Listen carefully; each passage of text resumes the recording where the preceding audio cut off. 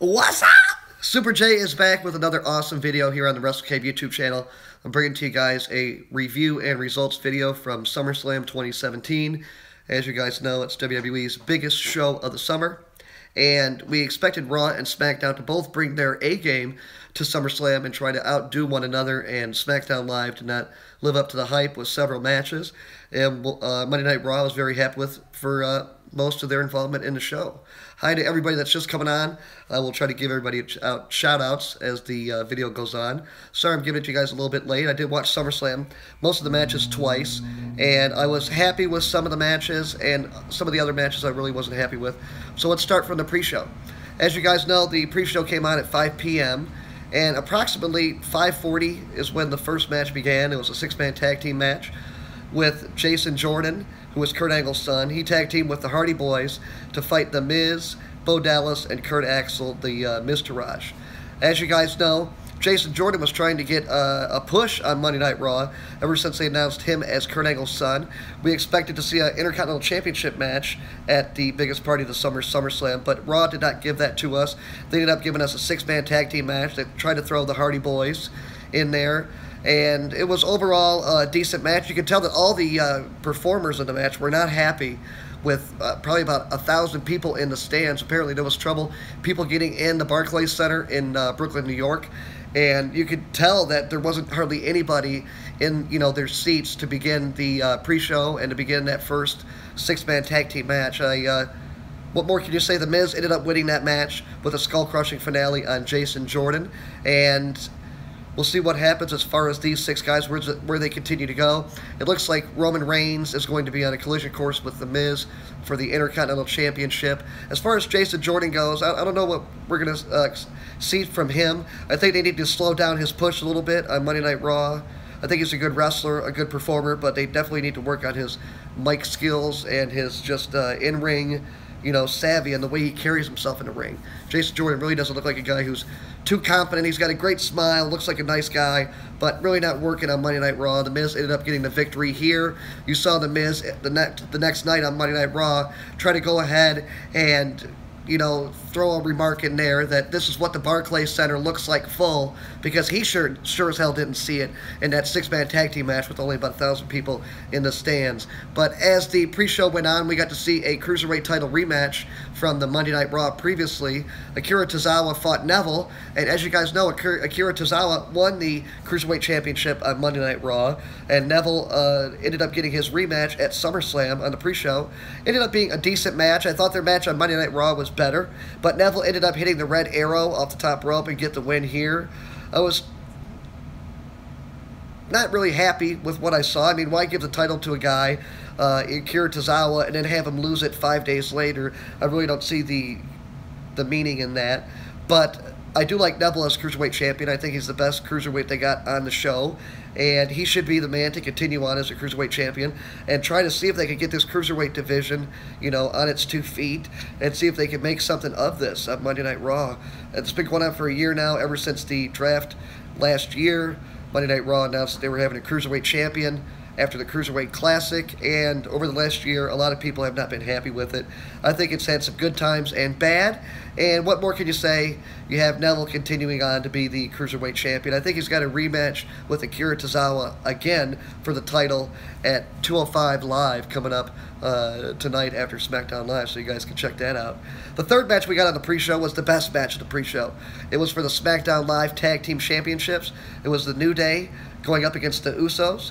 And when the New Day and the Usos started out this rivalry a few months ago, you didn't expect this to be that good. I mean, they've put on 5-star tag team matches all 3 times that they fought. The Usos had to cheat to win the first time in their fight at Money in the Bank. At Battleground, New Day ended up getting the tag team titles. They won them at Battleground. And at SummerSlam, we had the rematch. These guys went for probably about 20 minutes on the pre-show, several commercials. They put on one hell of a match, maybe the best match out of all 3 that they've had on pay-per-view. And the New Day ended up losing this match to the Usos. That was a big surprise for me.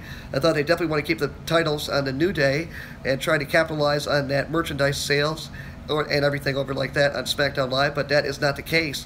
You end up having the Usos get the victory with that double splash off the top, and Xavier Woods teamed up with Big E this time.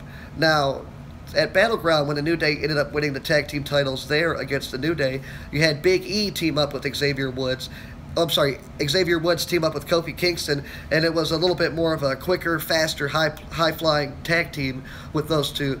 Whereas at SummerSlam, we saw Big E team up with Xavier Woods. But I thought it was a great match, the best SmackDown match of the night I saw on SummerSlam, and I was very pleased with that. I wish they would have had it on the main show. You had a couple matches on the main show that really weren't deserving, but what more can you say? The New Day ended up losing the titles. We'll see what happens tonight on SmackDown Live. The Usos have maybe been the best heel tag team in the WWE in years. Ever since they turned heel a year ago after the WWE draft, when the Usos got drafted over to SmackDown Live, they were still good guys, still a good guy team, and they just totally went thug on us, and they are one of the best tag teams that WWE's seen in the last decade. And they've been the best heel tag team of the last year on WWE television. I know there's a couple other tag teams in NXT that are going to be making their way up in the next year that have a lot of promise, but the Usos have stepped up their game, you know, fivefold, and they're the new tag team champions and very deserving of it. So we'll see what happens as far as the next pay-per-view goes. We don't know what it's exactly called yet for SmackDown, but we should find out tonight, and we'll see what happens in a few weeks. I'm sure they'll have another rematch in the mix, and they'll continue on that rivalry. That's one tag team rivalry I'd like to see continue all the way to maybe Hell in a Cell early October. I've never seen a tag team Hell in a Cell match for the titles, and I think it'd be pretty cool if you threw the Usos in there against the New Day, and let's end that rivalry in, you know, 6 weeks in Detroit, and let's have a tag team Hell in a Cell match for the tag team championships of SmackDown. After that, we ended up getting the main show starting, and we found out right before it was set to kick off that John Cena and Baron Corbin were going to be the first match on the show. And that was kind of, you know, a head-scratcher for me. But what more can you say? Baron Corbin, who didn't succeed in cashing in his Money in the Bank on SmackDown Live just 5 days before SummerSlam. Baron Corbin was looking for revenge at SummerSlam, and he did not get it. John Cena ended up getting the victory with the attitude adjustment. Baron Corbin, you can see he was getting a lot of heat from the fans there in Brooklyn. And Baron Corbin, one of the best young stars in WWE, has pretty much been buried over the last week. We'll see if he can rebound and try to kick somebody's ass on SmackDown Live. Obviously, with John Cena making his way over to Monday Night Raw, we're going to see Baron Corbin move on to somebody new to work with on SmackDown Live, and hopefully it's somebody that can make him look good. Somebody like AJ Styles or Sami Zayn or maybe Chad Gable would be a good little rivalry. But we'll see what happens. Baron Corbin, he's got to do a lot to rebound from this. I don't think the fans are really going to go behind him as they have for the last 6 months or so. Here to start 2017, Baron Corbin looked like he was en route to get an Intercontinental Championship victory at WrestleMania 33. His match against Dean Ambrose ended up getting moved to the pre-show. And after that, Baron Corbin has been kind of stagnant on SmackDown Live until he won the Money in the Bank briefcase and had that short rivalry with Shinsuke Nakamura. But anyway, Baron Corbin lost the match, and I don't know where exactly they're going to go with Baron Corbin as far as SmackDown Live goes, but we'll see what happens, you know. After that, we ended up getting a Big Cass against the Big Show. I'm sorry, the Big Cass versus the Big Show in a one-on-one match with Enzo Amore hanging out in a shark cage above the ring. It was without a doubt the worst match on the night, and it could have been the worst match on SummerSlam in many years. Being the Big Show, Big Cass, two giant 7-footers. They don't have the chemistry like Braun Strowman and the Big Show had when they fought on Raw months ago. Big Cass is still a rookie, and as far as in-ring competition, he's not a single star. He just got out of a tag team, so I don't know what WWE expects to have Big Cass do, but he didn't look that good in that match against the Big Show. I'm glad that that rivalry will hopefully be over. The next night on Raw, we had Enzo Amore fight Big Cass. Looked like Big Cass had a knee injury. We'll find out soon if the MRI comes back negative or if he's got some, you know, big injury and he's going to need time off.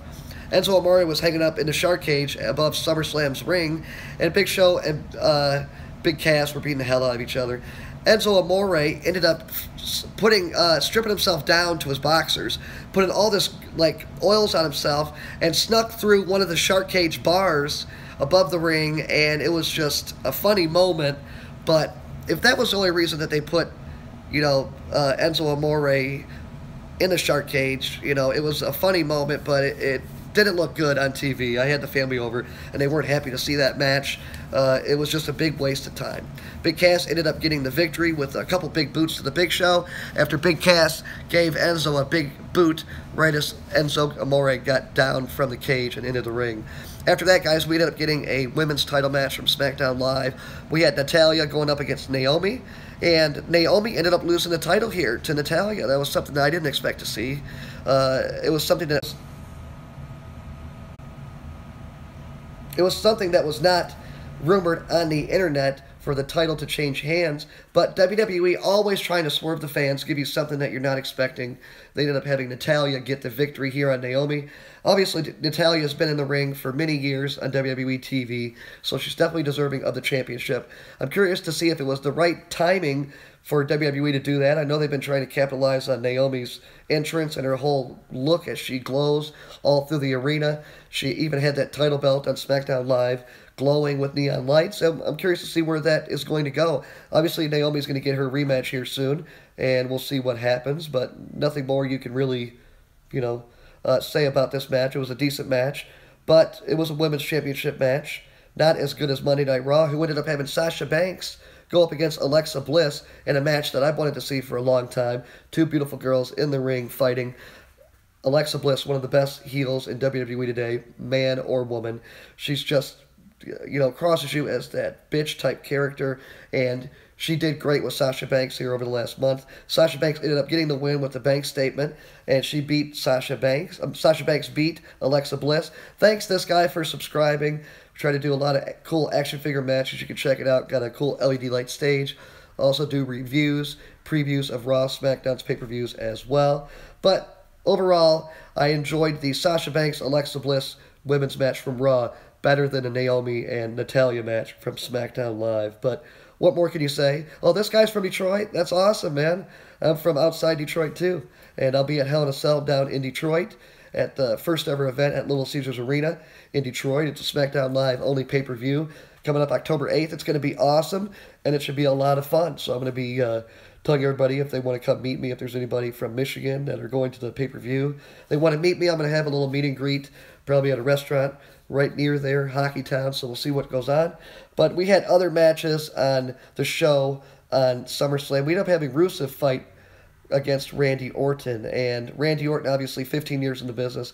He's over a dozen-time WWE and World Champion.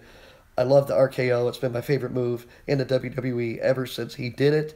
I was expecting Rusev to come in and get the victory. I expected Rusev to really need this win ever since he came back a month ago at Battleground and fought John Cena in a lackluster flag match. And we get Rusev had got RKO'd for several weeks in a row. So I'm thinking Rusev's going to come into SummerSlam. He's going to get a dominant victory against Randy Orton, hit him in that accolade, and call it a day. But as soon as this match started, before the match could even start, you had Rusev attack Randy Orton, beat his ass. Randy Orton got thrown to the outside. Out of nowhere, what's up, Adam Boyer? How's it going, buddy? You already have a Hell in a Cell ticket? You're going to go with me, buddy. I'm going to be down there too, man. Me and Sebastian, my nephew, Kid Wrestling, we're going to be down there. But SummerSlam, we'll continue on as people are coming on to say hello as we give this review and results video of SummerSlam, and we continue on here. But as I was saying, Rusev beat Randy Orton's ass before the bell could even ring. He threw him on the outside. He thrown him from pillar to post. And the match is getting ready to start, and Randy Orton's in the corner, and Rusev is getting ready to come out of his corner, and Randy Orton throws him down with the RKO. 1, 2, 3, it was over. I went to go take a piss, and next thing you know, Rusev got buried by Randy Orton, and I come back, and I'm like, what the hell happened? It was, an RKO out of nowhere is all it takes for Randy Orton to end a match, and it was that fast. But I was not happy with that match. Obviously, that was the shortest match of the night. Obviously, WWE did not really invest a lot of time in these two. I expect this rivalry to continue on to the next pay-per-view. That's two guys that have, a lot of promise on SmackDown Live, with Randy Orton being the best in-ring worker on SmackDown Live now, going up against a guy who has a lot of promise in Rusev, a former United States champion. So we'll see what happens there. But hopefully Rusev can rebound tonight going into SmackDown Live. But we'll continue on with the matches. We ended up having a tag team championship match from Monday Night Raw. That was my favorite match of the night besides the main event. The tag team title match, we had Seth Rollins and Dean Ambrose, who have been feuding here over the last couple of years, ever since Seth Rollins turned his back on Dean Ambrose. A month, 5 weeks ago, Dean Ambrose and Seth Rollins started to have hints of them getting back together. They ended up getting back together for sure on Monday Night Raw, just 6 days before the pay-per-view, Summerslam. And you had Dean Ambrose and Seth Rollins, former Shield members, go up against Cesaro and Sheamus. And it was one great match, guys. It was a match that went on probably about 20 minutes. Seth Rollins and Dean Ambrose were all over the ring. Same with Cesaro and Sheamus. You saw great tag team wrestling. You saw Ambrose and Rollins do a tag team maneuver, sling blade maneuver. That was pretty cool when Dean Ambrose held Cesaro and then Seth Rollins hit him with the sling blade in midair. You had also cool tag team moves from Cesaro and Sheamus, who have been maybe the best tag team in the WWE over the last 6 months or so. Obviously, since the new year began, Cesaro and Sheamus became tag team champions, and I thought they've been maybe the best tag team on Monday Night Raw over the last 6 months. But Sheamus and Cesaro, Seth Rollins and Dean Ambrose, they stole the show, in my opinion, midway through the card with that tag team title match. When Seth Rollins sprungboard up off the ring apron onto the top rope and then jumped up on top of Cesaro and gave him that Hurricane Rana into Sheamus and that car crash that happened, I thought it was fantastic. And it was awesome. Can I go to Alex and Owens' house? No. Please. I'm making a video. You can't. No, please, because Grandma's in the garage. Well, go ask Grandma. No, she'll say no because she doesn't know them, but you do. Mommy's going to be coming home in a little bit. So can I please say yes? Can I do any videos here without you up my butt? You can if you let me go to Alex and Owens' house. Please? No. Please, because If they're not there, come back. Okay. As I continue here with the SummerSlam review, I'm really excited for this summer to almost be over and the children will be back to school. I know anybody whose parents out there are welcoming the school year and they are anxiously awaiting. But anyway, that tag team match was the greatest tag team match that I've seen all year. You have the Usos and the New Day, who have put on phenomenal matches on SmackDown Live, maybe the best feud of the year so far, tag team-wise. But Dean Ambrose, Seth Rollins, two former main eventers, put together on this, on Raw to become this big tag team champions. I see them holding the titles for the next few months and then breaking off into a feud. There's been a rumor that Dean Ambrose is maybe going to go ahead and turn heel to end the year. So they could have a Seth Rollins and Dean Ambrose hold these titles for 4 to 6 months and maybe have these guys culminate with a big-time match at WrestleMania 34.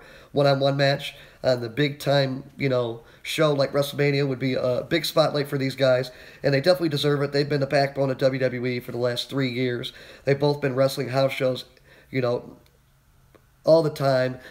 Dean Ambrose and Seth Rollins were formerly on 2 different brands for the first year. You had Dean Ambrose on SmackDown Live, and you had Seth Rollins on Monday Night Raw.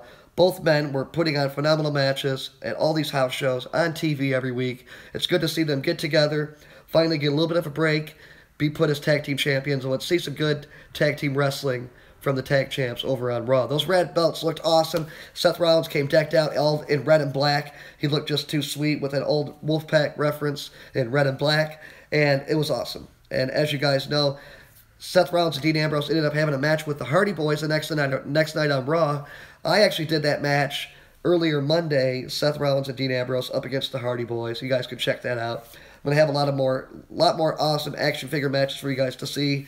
I'm going to do Finn Balor versus Braun Strowman. Just did Samoa Joe versus John Cena. I got to do Undertaker Sting. I got to do a lot of matches. You guys are going to have a lot of fun. Check that out if you haven't. And as the pay-per-view went on, we ended up having a United States Championship match with AJ Styles fighting against Kevin Owens. You had Shane McMahon as the guest referee. Yeah, of course I take match suggestions. You might just not want to put them through live to me because it's hard. I can't see all the comments that you guys give me. So on any of the other videos that you watch, just leave a request for a match, and I can go ahead and do it. And I'll look through the comments, and I can see what matches you guys are exactly requesting, and I'll do my best to get them out there soon. There's one match that I want to do, Shinsuke Nakamura versus The Undertaker. Someone's been requesting that for a few weeks. I'm going to do that amongst others. And let's continue out the review. AJ Styles fought Kevin Owens in a great match. It was the best match in the last few months with that rivalry that those guys have had. They had a couple bad finishes at pay-per-views prior, at Backlash, and then Money in the Bank. AJ Styles and at Battleground. But AJ and Kevin Owens ended up putting a good match on at SummerSlam. There was a spot where Shane McMahon ended up getting caught in a 450 splash by AJ Styles onto Kevin Owens. You had Kevin Owens get a couple close, calls to win the match, but you had Shane McMahon that was not there for the count at the right times due to being hurt or due to, whatever with Kevin Owens. There's a rivalry coming up with Kevin Owens here in the fall. It's rumored to have a match at Hell in a Cell, Owens, Shane McMahon. Also at Survivor Series, they're rumored to have a Survivor Series tag team match with them two being the captains. So we'll see what happens. I thought it was a good match at SummerSlam between these two guys. You saw AJ almost get a win with a roll-up after Kevin Owens and Shane McMahon got in a shoving match. And then you had AJ Styles end up winning the match with a phenomenal forearm. AJ Styles, without a doubt, the best wrestler on SmackDown and maybe the WWE. The only man that's close to his, bubble is Seth Rollins. Seth Rollins is a guy that's the best wrestler on Raw, but not as good as AJ Styles. But Seth Rollins is still 6 or 7 years younger, so you could probably see Seth Rollins getting better over time as long as his knees stay healthy. But it's rumored that Bobby Roode is going to be making his debut on SmackDown Live tonight. I've been calling it for the last few weeks. Bobby Roode is a guy that I want to see fight AJ Styles on SmackDown Live. You got AJ Styles, what a great worker, a great good guy. You put him in the ring for that United States Championship against a new debuting Bobby Roode. You can have Bobby Roode who comes out with that glorious entrance theme song, the glorious robes. He works in the ring. He may not be the best, flashiest wrestler, but he works the crowd inside the ring, and you add that with AJ Styles, it's going to be a 5-star match. So that's one rivalry I'm wanting to see happen on SmackDown Live. Bobby Roode, apparently there's been pictures shown on the internet. Apparently he showed up there live in Brooklyn today. He's ready for the SmackDown Live taping. Hopefully he'll make his glorious debut on the main roster. And, if you ask me, WWE has to capitalize on Bobby Roode now. I think he's 39 years old. So they have to strike while the iron is hot as far as Bobby Roode. He's definitely got a following down in NXT, and you bring him up to WWE television, and let's shoot him to the top, man. Let's give him the United States Championship, and let's take it from there. I want to see Bobby Roode in a WWE ring. One thing that I think will help him over the next few years is, he's 39 years old, which is not young for being a wrestler, but he's wrestled in TNA and other organizations where they haven't wrestled full-time like WWE. So I can see Bobby Roode still get 4 or 5 years left out of his tank as a big-time part of the WWE. Obviously, Triple H and the management and NXT have been very happy with the work that Bobby Roode has done. But Bobby Roode lost the NXT title to Drew McIntyre after Bobby Roode was champion for 7 months down in NXT, and he was putting on main events every other night. And I'm curious to see if Bobby Roode is going to go fight my man AJ Styles here tonight on SmackDown Live. I will talk about that again later tonight after the SmackDown Live. I'm going to do a review later tonight. After that, we ended up getting Shinsuke Nakamura against Jinder Mahal. And you guys know my opinion on Jinder Mahal. I don't like him as an in-ring worker. I think he definitely looks the part of a WWE champion. He's 6'5". He's huge. He's got the body of a bodybuilder, and, obviously with WWE venturing over to India with the WWE Network, obviously WWE wanted to capitalize on that, crowd. So WWE put Jinder Mahal as WWE Champion at Backlash right after WrestleMania 33, and Jinder Mahal has been a WWE Champion now for 4.5 months, and has had some of the worst matches as WWE Champion of any WWE champions in years. I mean, people compare this run to JBL's run in 2004 on SmackDown Live, and it's not the same for me, because JBL was a much better wrestler, had a lot more years under his belt as a quality in-ring worker, and JBL was a new gimmick, and JBL got a lot of heat, but I don't think Jinder Mahal can be compared to JBL's run in any way. But Jinder Mahal definitely looks the part. He came out with his Singh brothers as always. If this rivalry was, I should say, Jinder Mahal's title run would have been the worst, or I think it is the worst ever, but it would have been even worse if the Singh brothers weren't taking all these crazy spots and getting RKO'd, you know, through tables and thrown off the top of, Punjabi prison 20 feet in the air. So that's the only thing that's saving Jinder Mahal's title run to me, is the Singh brothers getting their ass whipped by different wrestlers all the time.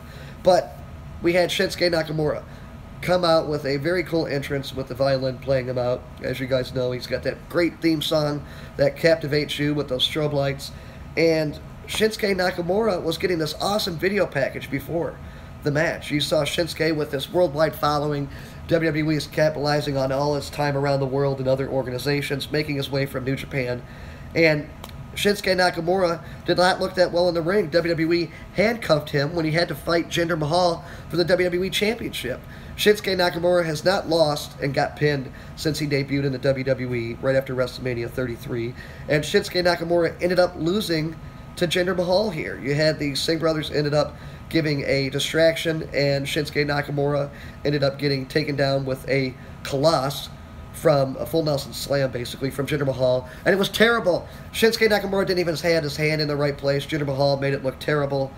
It was not a fun match at all. You had a few good spots, but overall, it was maybe the second worst match of the night behind the Big Show and Big Cass. But the WWE SmackDown Live brand, they really need to get their shit together, man, as far as the WWE Championship goes. Because they need to get the belt off Jinder Mahal. You got so many other guys deserving of this championship. You got Shinsuke Nakamura. You got AJ Styles. You got Kevin Owens. You got Randy Orton. I mean, there's a lot of talent on the right. Sami Zayn would even get, would even deserve a title shot, you would think. There's a lot of good talent on SmackDown Live, and they call it the land of opportunity. But how is it the land of opportunity if you just keep the title on Jinder Mahal all fucking year because you're going into India with the WWE Network? Doesn't make any sense.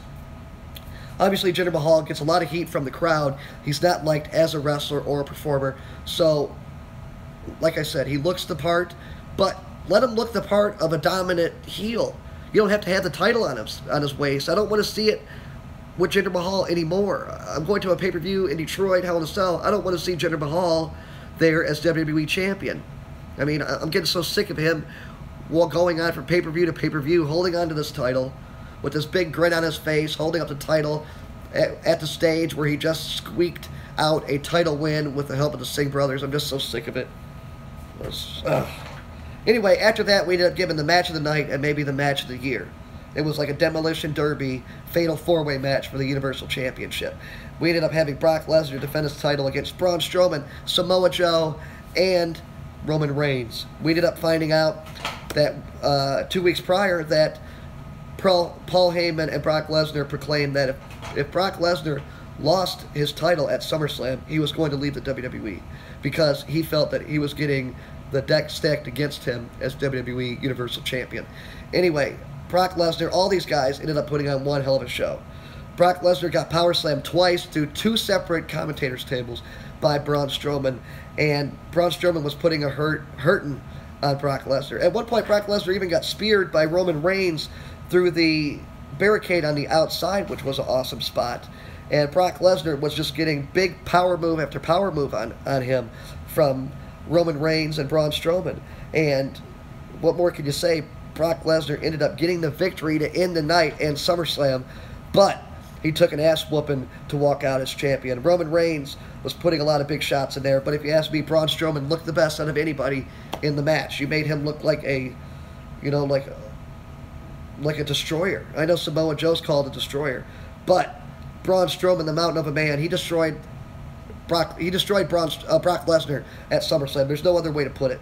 Roman Reigns ended up giving 100 Superman punches in on everybody, 5 or 6 spears. You had Samoa Joe do some pretty cool spots in there as well. It was the best Fatal 4-Way match I've ever seen, and maybe the best match of the year. So WWE definitely living up to the hype with the Fatal 4-Way for the Universal title on Monday Night Raw. And, as you saw the next night, Braun Strowman is going to fight Brock Lesnar at the next Raw-only pay-per-view.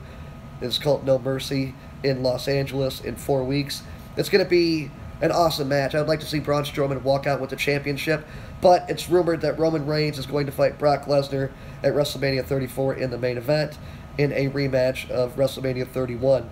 But it definitely sounds like a good match to me to see Roman Reigns against Brock Lesnar. But when you saw all the people pop and go crazy, you know, from arena to arena over the last year, when you see Brock Lesnar and Braun Strowman in that ring together, the people live go crazy. The people on TV are into it. It's something we want to see, and we're going to get it in September at No Mercy. And hopefully they continue that rivalry on the Survivor Series or the Royal Rumble, because Braun Strowman is that next big guy. I mean, he's just an animal out there, and he's just got these facial expressions where he looks so evil and so, you know, dominant in that ring. It's something that I've never seen a big man of his size that can run around that ring and kick ass like he does. He's just an animal out there.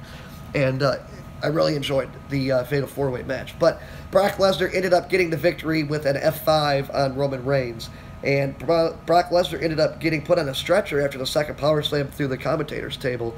And we thought Brock Lesnar was maybe written off television for the rest of the year. Maybe he's off TV. Maybe he's going back to UFC like the rumors said. We didn't know. And then when Brock came back out to the entranceway, he came back out, reclaimed that championship, ended up retaining it, and walked out as Universal Champion.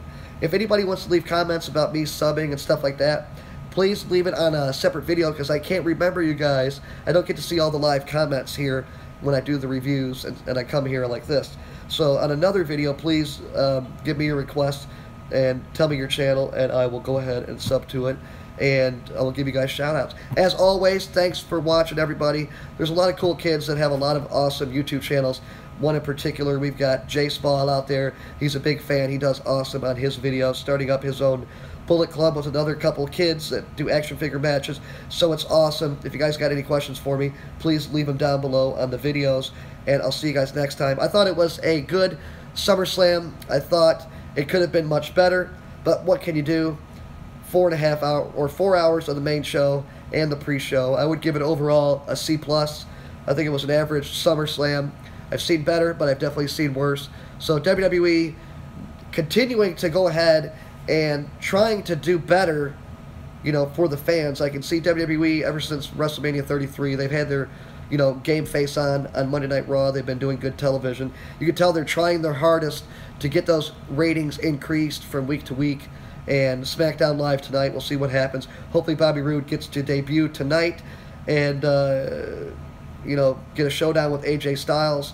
And I'll be back for a SmackDown Live review after the show. And I'll see you guys later. Peace, love, and chicken grease. I'll see you guys later. I'm a WWE super fan. I know you are too. So like, comment, subscribe. Tell me what you guys think. And I'll see you guys later. Thank you for coming aboard the Wrestle Cave, the most glorious YouTube channel on, or YouTube channel. Anyway, see you later.